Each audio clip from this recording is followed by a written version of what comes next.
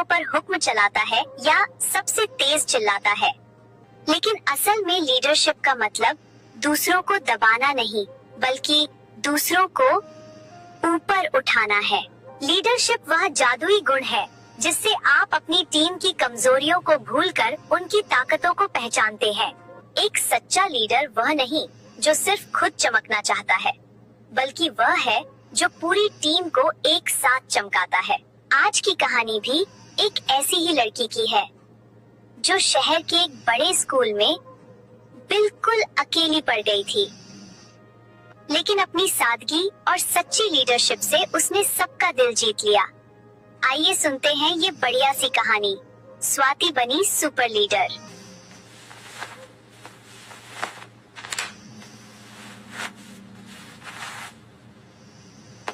स्वाति के mummy papa बहुत खुश थे क्योंकि अब उसका एडमिशन शहर के एक बड़े स्कूल में हो गया था। मेरी बिटिया रानी अब बड़े स्कूल में पढ़ेगी। मैं बहुत खुश हूँ, मेरी बच्ची को उसकी मेहनत का फल मिल गया। स्वाति बेटा, शहर के स्कूल में भी ऐसे ही पूरी मेहनत के साथ पढ़ाई करना, फिर देखना तुम्हें मेहनत का फल जरूर मिलेगा। मम्मी पापा, ये तो आप दोनों का आशीर्वाद है कि मुझे बड़े स्कूल में एडमिशन मिला है। मैं प्रॉमिस करती हूँ, मैं बहुत मेहनत करूँगी और मन लगाकर पढ़ाई करूँगी।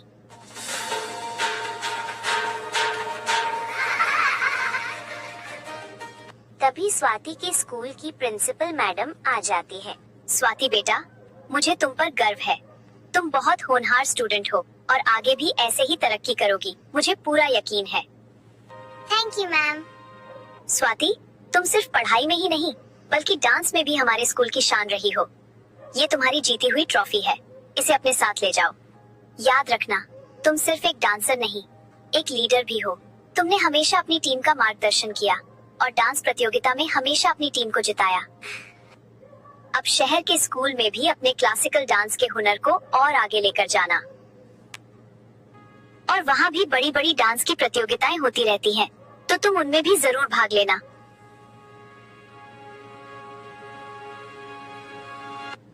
मैं आपकी बात को हमेशा याद रखूंगी। मैं आपका बहुत बहुत धन्यवाद करती हूँ। बेटा, तुमने बहुत अच्छा किया। मैं तुम पर बहुत गर्व महसूस कर रही हूँ। स्वाति को क्लासिकल डांस का बहुत शौक था। जब भी स्कूल में कोई डांस प्रतियोगिता होती थी तो स्वाति उसमें भाग जरूर लेती थी। स्कूल में डांस ग्रुप को वही लीड करती थी। बच्चे भी उसकी बात मानते थे। इसी वजह से स्वाति की लीडरशिप में ग्रुप डांस में उसी का ग्रुप जीत कर लौटता था। गांव में तो स्वाति को अपने स्कूल में बहुत अपनापन मिलता था। सब बच्चे उसे बहुत पसंद करते थे और आपस में मिलजुल कर पढ़ाई भी करते थे और प्रतियोगिताओं में भाग भी लेते थे।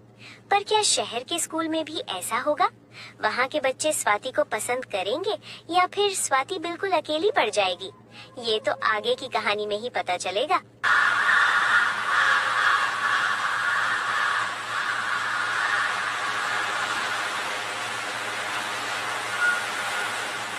अगले हफ्ते स्वाति अपने मम्मी पापा के साथ शहर पहुंच गई।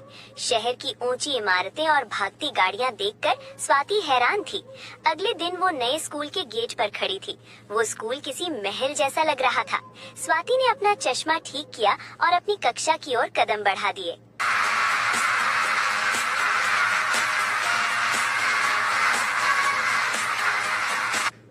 अरे देखो पिंकी, ये नई लड़की कौन है? दो छोटियां और इतना सादा सा बैग, ये तो किसी पुराने जमाने की लग रही है।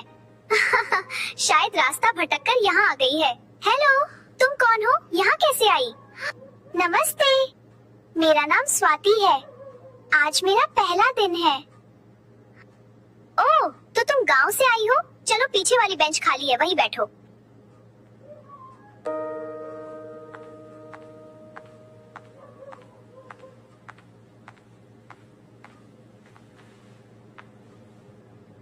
स्वाति चुपचाप पीछे बैठ गई।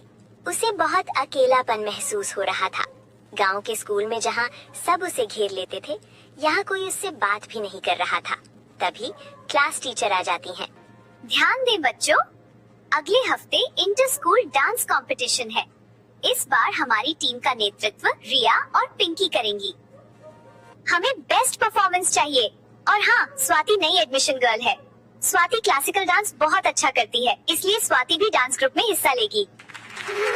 टीचर की बात सुनकर स्वाति के चेहरे पर खुशी आ गई। पर बाकी की लड़कियां मुंह बनाने लगी।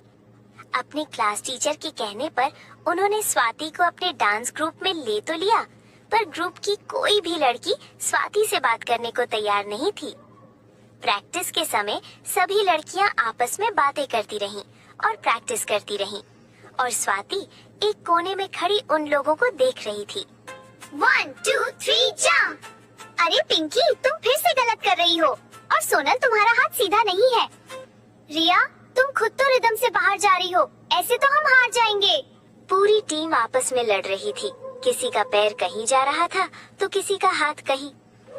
ये लोग स्टेप गलत कर रही हैं, मुझे इनकी मदद करनी होगी।